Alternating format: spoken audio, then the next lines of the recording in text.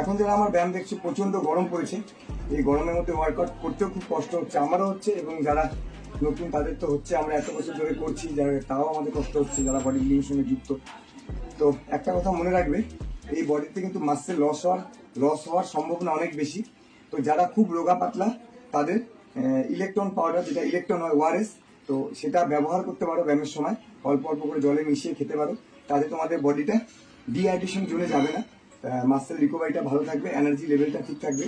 কারণ ঘামের মধ্যে দিয়ে শরীরের যে সোডিয়াম, সেটা কিন্তু বের হয়ে যাচ্ছে, গ্লুকোজ বের হয়ে যাচ্ছে। তাই একটু শরীরে গ্লুকোজ সোডিয়াম দুটারই প্রয়োজন আছে।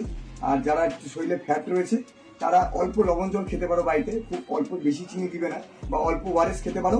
আর তাদের জন্য সবচেয়ে বেস্ট সেটা হচ্ছে, এখন কিন্তু সুগার ফ্রি ওআরএস পাওয়া যায়, তো সুগার ফ্রি ওআরএসটা খেতে পারো। তাহলে তোমাদের বডিতে যেটা ভয়